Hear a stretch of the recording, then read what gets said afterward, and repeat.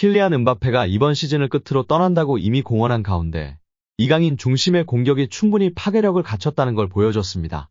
리그 최종전에서 오른쪽 윙포워드로 선발 출전한 이강인이 맹활약을 펼쳤습니다. 팀 내 비중을 높여주며 팀 공격을 이끄는 역할을 부여받은 이강인은 한 골 1도움으로 자신의 능력을 입증했습니다. 음바페 이후 코어는 나라며 무력 시위를 한 것만 같았는데요. 루이스 엘리케 감독은 이번 시즌 중요한 대목마다 음바페와 잘 어울리는 공격진을 갖추기 위해 고심했는데요. 그 결론은 스피드와 드리블 능력이 좋은 선수를 대거 배치한다는 방향으로 도출되곤 했습니다. 그래서 이강인 대신 윙어 브래들리 바르콜라가 선발로 뛰는 경우를 볼 수 있었습니다. 하지만 다음 시즌은 음바페 없이 새로운 선발 조합을 만들어내야 하는데 이강인은 팀의 중심에 설 자격이 충분하다는 걸 보여줬습니다.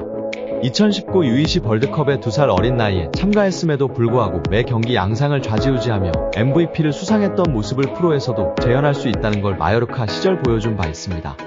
PSG에서도 이강인의 역량을 극대화하면서 신체 능력과 파괴력 갖춘 선수들과 조합하는 게 플랜 A로 떠오를 수 있는 가능성이 보인 것이 고무적이라는 평가입니다.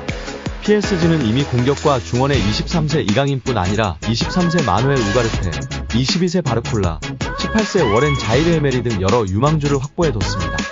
이들 중 누가 장기적으로 PSG의 핵심 멤버가 될지 가리는 싸움이 프리시즌부터 다음 시즌 초반까지 진행될 것으로 보이는데요. 포스트 음바페 시대의 주인공을 가리는 주전 경쟁의 서막이 열린 상황에서 이강인의 장점을 살릴 수 있는 전술과 역할을 부여받기를 바라봅니다. 파리 생제르맹이 대표팀 경기에 줄줄이 불려나가는 이강인의 혹사를 우려했습니다. 프랑스 매체 PSG 콸서는 29일 이강인의 대표팀 마라톤은 아직도 끝나지 않았다며 6월 국제축구연맹 피파 북중미 월드컵 예선을 위해 한국 축구대표팀에 또 소집됐다. 한 시즌에 대표팀 경기만 20경기를 치를 수 있다고 걱정했습니다. 매체는 이강인은 파리 생제르맹 첫 시즌 동안 모든 대회에서 36경기를 뛰어오고 5도움을 기록했다. 소속팀에서 2083분을 뛰는 동안 대표팀에서도 18경기 1352분을 소화했다. 6월 월드컵 예선 2경기를 추가하면 20경기까지 늘어날 수 있다고 설명했습니다. 이강인이 참 바쁜 한 해를 보냈습니다. 지난해 여름 스페인 마요르카를 떠나 파리 생제르맹에 합류한 이강인은 새로운 팀에 적응할 시간을 충분히 부여받지 못했습니다. 군복무 해결이라는 개인 커리어에 영향을 줄 부분을 위해 이적 직후 항저우 아시안게임에 출전해야 했습니다. 더구나 아시안게임 대표팀에 합류하기 전 프리시즌에서 부상을 입었던 터라 부담감이 한층 가중됐던 시기입니다. 이강인은 아시안게임에서 황선홍의 금메달 획득에 기여했습니다. 직후 A 대표팀으로 이동했습니다. 당시 대표팀을 이끌던 위르겐 클린스만 감독이 소집해 휴식을 취하지 못했습니다. 이 시기 여론도 이강인의 동시 차출을 우려했던 만큼 이강인의 혹사 걱정은 한국과 프랑스를 가리지 않았습니다. 이후에도 이강인은 계속 대표팀을 오갔습니다. 올해 초에는 아시아축구연맹 카타르 아시안컵까지 열린 터라 대표팀 차출 횟수는 더욱 늘 수밖에 없었습니다. 아시안컵에서도 대표팀이 연장 혈투를 반복한 터라 이강인의 출전 시간은 대폭 증가했습니다. 이어 펀보 이강인은 아시안컵을 마치고 파리 생제르맹으로 돌아가 부상으로 고생했습니다. 아시안컵 전후로 선발 입지에도 영향을 미쳤습니다. 후반기에는 확고했던 주전 상황에 변화가 생기면서 교체를 오가는 시간이 늘었습니다. 특히 파리 생제르맹이 중요하게 여긴 유럽 축구 연맹 챔피언스리그 준결승에서는 모두 교체 출전이었고 시즌 마지막 경기였던 쿠프 드 프랑스 FA컵 결승전도 5분 출전에 그쳤습니다. PSG 컬처는 대표팀 사출을 배경으로 들었는데요. 매체는 프랑스 주장인 킬리안 음바페의 올 시즌 대표팀 출전은 7경기였다고 이강인이 3배 이상 더 출전한 부분을 주목했습니다. 물론 음바페도 올여름 유로 2024에 출전하지만 이강인은 시즌 내내 유럽과 아시아를 오가며 소화한 기록이라 소속팀에 온전히 집중하기 어려웠던 점을 살펴야 합니다. PSG 컬처도 이강인은 아시안게임에서 5경기, 아시안컵에서도 6경기에 나섰다. 또 친선전과 월드컵 예선으로 7경기를 펼쳤다며 이 모든 여정을 소화하며 쌓인 피로도는 말할 것도 없다. 파리 생제르맹에서 보여준 다소 실망스런 첫 시즌을 설명할 부분일까라고 연결했습니다. 이강인은 올 시즌 클럽과 대표팀을 통해 총 54경기에서 3,435분을 뛰었고 11골 10도움을 기록했습니다. 그럼에도 아직 김도훈호 일정이 남아있어 파리 생제르맹은 이강인의 휴가가 6월 초까지 미뤄지는 데 민감한 반응을 보여줬습니다. 올해 아시안게임, 아시안컵이라는 특수성이 있었고 아시아 선수로서 차출로 인한 장거리 비행 등은 당연한 것입니다. 오히려 다행스럽게 금메달을 아시안게임에서 따냈다는 점과 이렇게 차출이 많았음에도 엘리케의 사랑을 받았다는 점이 중요한 것 같습니다. 우리 구독자 여러분들의 생각은 어떠신가요? 프랑스 매체 르피가로는 지난해 여름 이후 PSG는 선수 영입을 위해 이적료로 4억 유로 약 5,859억 원 이상을 지출했다. 캄포스 단장이 선수 영입을 맡으면서 영입한 선수들에 대해 평가할 시기가 됐다고 전했습니다. PSG는 지난 시즌 종료 이후 메시와 네이마르가 팀을 떠났습니다.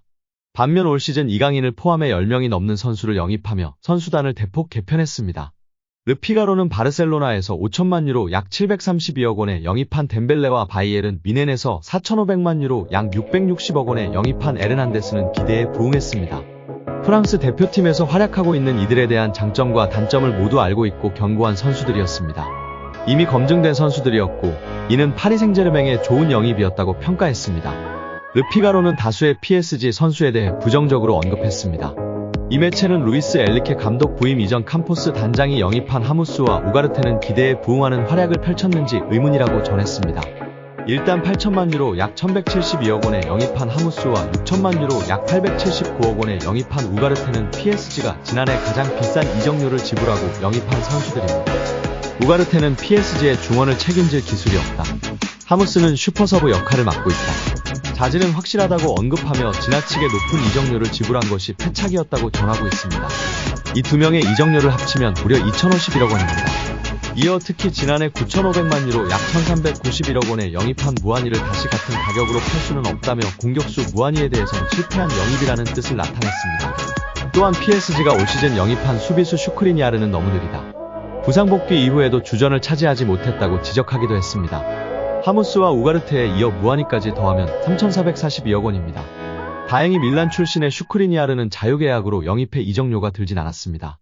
매체는 하무스, 무아니, 우가르테, 슈크리니아르 등에 대해 최악의 영입이라고 꼬집었습니다.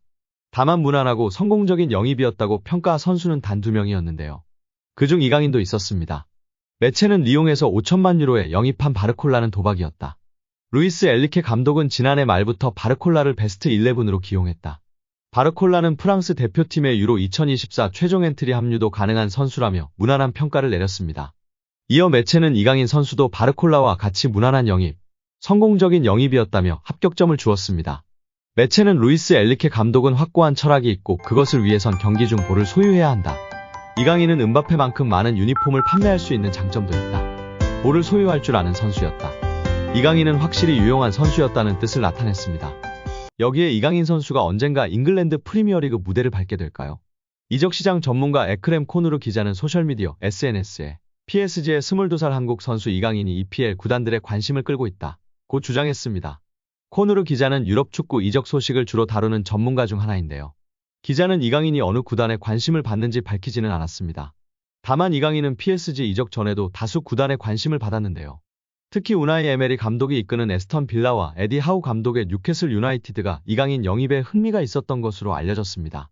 코누르 기자의 주장이 사실이라면 과거 이강인을 영입 후보로 올려놨던 팀들이 여전한 관심을 보이고 있을 가능성이 있습니다. 혹은 그간 이강인의 행선지로 거론되지 않은 새로운 팀이 갑작스레 관심을 보인 것일 수도 있습니다. 물론 이강인을 원하는 팀이 나타나도 팀을 옮길 가능성은 매우 작아 보입니다. 더구나 PSG와 계약도 2028년 여름에 만료되는 상황입니다. EPL의 관심 자체는 이강인에게 좋은 소식인데요.